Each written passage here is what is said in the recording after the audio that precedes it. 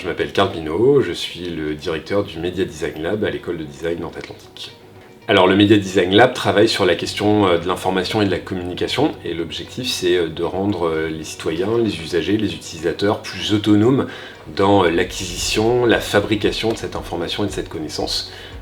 Parce que finalement aujourd'hui on est submergé d'informations, pour autant on n'a pas forcément l'impression de mieux l'acquérir au quotidien, et donc c'est précisément ce sur quoi on travaille. Aujourd'hui dans les questions de la fabrique de l'information, souvent on va avoir une approche qui est assez classique, qui va consister notamment à avoir un récit narratif à la troisième personne. Le design aide à s'interroger sur la façon dont on va pouvoir transmettre cette information à l'utilisateur. Il y a quelques années, Le Monde avait fait un format interactif qui avait été conçu notamment par des designers qui racontait le parcours, l'histoire d'une jeune migrante syrienne qui arrivait en Europe. Ils ont retranscrit la conversation WhatsApp que cette jeune migrante avait avec sa famille de cette manière-là, en recréant un contexte qui est proche de celui du lecteur, donc juste l'interface de WhatsApp.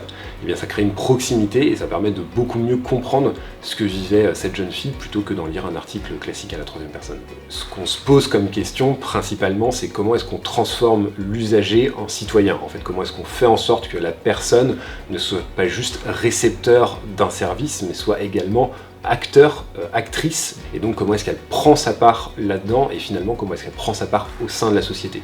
Donc c'est véritablement quelque chose qu'on essaye d'enseigner, de faire en sorte que nos étudiants soient acteurs dans cette veine-là, et de ce point de vue-là, je pense que le design a beaucoup de choses à apporter à la production de l'information et de la connaissance aujourd'hui. Je suis Florent Orsoni, je dirige le City Design Lab à l'école de design Nantes Atlantique. Le City Design Lab traite des enjeux de la ville de demain, de la ville durable. Aujourd'hui, il y a des gros enjeux de reconstruction de la ville sur elle-même, elle peut plus s'étendre indéfiniment, il y a des enjeux de nouvelle proximité. Comment vivrons-nous demain à proximité et le mieux possible avec de nouveaux services urbains de proximité qu'il faut totalement réinventer. Le design contribue à relever ces défis sur la ville de demain. Il faut tout simplement apprendre à vivre différemment, peut-être se déplacer différemment et de manière plus écologique, mieux comprendre aussi les enjeux pour être acteur de ces transformations et ne pas forcément les subir, et travailler sur des nouvelles formes de services ou des nouvelles formes d'espace. Un exemple d'une poste qui peut devenir un cinéma sur lequel on travaille, également de nouveaux services qui peuvent être numériques et digitaux.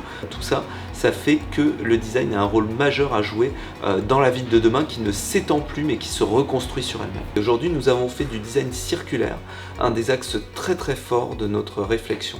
Le design circulaire, c'est réutiliser la ville sur elle-même, augmenter, intensifier les usages à l'intérieur d'un bâtiment pour qu'il ne soit pas utilisé que 30% de sa vie, mais bien essayer d'avoir 100%. C'est le réemploi des matériaux, c'est la réutilisation.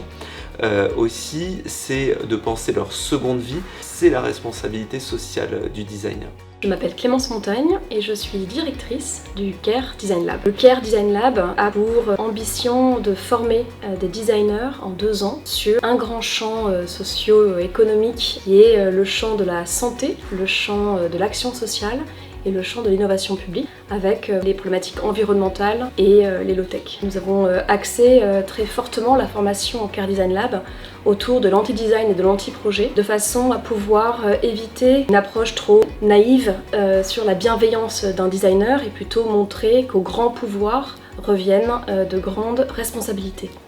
Je m'appelle Julia Kunke, je dirige le Food Design Lab à l'école de design de Nantes.